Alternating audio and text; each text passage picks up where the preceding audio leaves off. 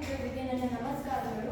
ಇಂದು NMMS ತರಗತಿಯಲ್ಲಿರುವ ಸಂಖ್ಯಾ ಬಗ್ಗೆ ಇಂದು ನಾವು ತಿಳ್ಕೊಳ್ಳೋಣ.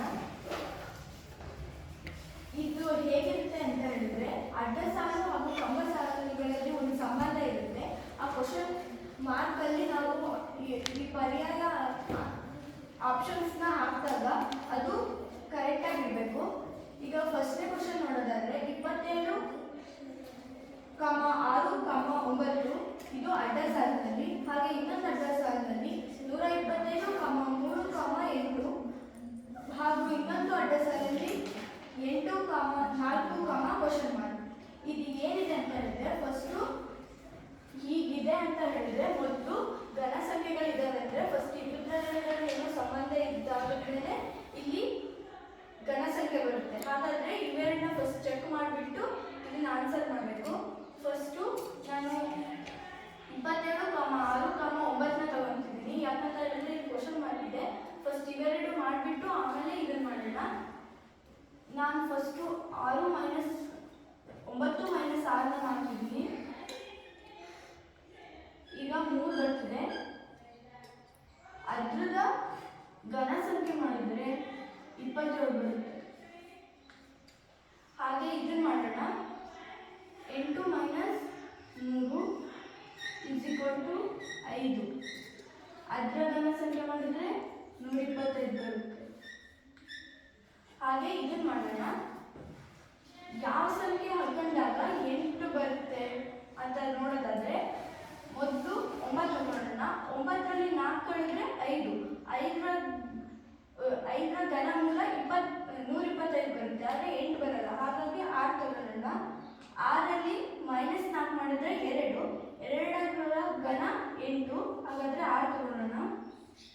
6 - 4 = 2. ಅದರ ಘನಮೂಲ 8. ಹಾಗಾದರೆ ಆಪ್ಷನ್ ಬಿ.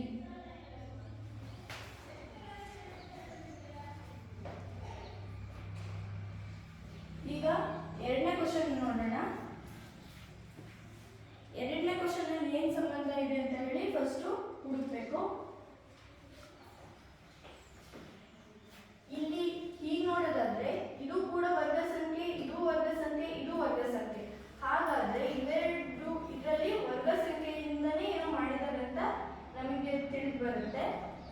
ಫಸ್ಟ್ ನಾವು ಈ ಕ್ವಶನ್ ಮಾರ್ಕ್ ಇದೆ, ಇದು ಬೇಡ. ಸೆಕೆಂಡ್ನೇ ಅಡ್ಡ ಸಾಲನ್ನ ತಗೊಳ್ಳೋಣ.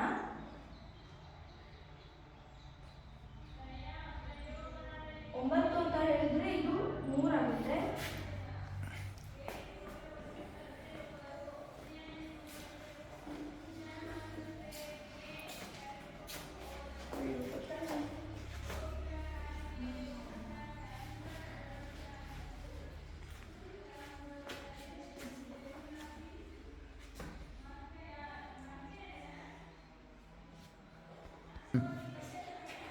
ಈಗ ಎರಡನೇ ಕ್ವಶನ್ನು, ಇದರಲ್ಲೂ ಕೂಡ ಈ ಕಡೆ ವರ್ಗ ಸಂಖ್ಯೆ ಇದೆ, ಇಲ್ಲೂ ವರ್ಗ ಸಂಖ್ಯೆ ಇದೆ. ಇವೆರಡು ಕ್ರಿಯೆಯಿಂದ ಇಲ್ಲೇನೋ ಬರ್ತಿದೆ. ಹಾಗಾದರೆ ಇದು ಚೆಕ್ ಮಾಡೋಣ.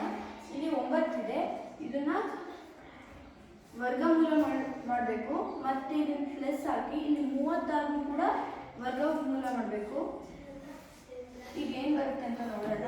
9ರ ವರ್ಗಮೂಲ 3, 36ರ ವರ್ಗಮೂಲ 6 = 9. ಇಲ್ಲಿ 9 ಆನ್ಸರ್ ಬಂದಿದೆ. ಹಾಗಾದರೆ ಇದನ್ನು ಮಾಡೋಣ. 49 ಇದನ್ನು ವರ್ಗಮೂಲ ಮಾಡೋಣ. ಮತ್ತು 121ನ ವರ್ಗಮೂಲ ಮಾಡೋಣ. 49 ಅಂತ ಹೇಳಿದ್ರೆ 7 ವರ್ಗಮೂಲ, 121 ಅಂದರೆ 11 ವರ್ಗಮೂಲ. ಹಾಗಾದರೆ ಎಷ್ಟು ಬರುತ್ತೆ ಅಂದರೆ 18. ಇಲ್ಲಿ 18 ಇದೆ. ಹಾಗಾದರೆ ಇದಕ್ಕೆ ಮಾಡೋಣ. 4 ಮತ್ತು 25ರ ವರ್ಗಮೂಲ, 4ರ ವರ್ಗಮೂಲ 2 ಪ್ಲಸ್ 25ರ ವರ್ಗಮೂಲ 5 = 7. ಹಾಗಾದರೆ ಆಪ್ಷನ್ ಬಿ.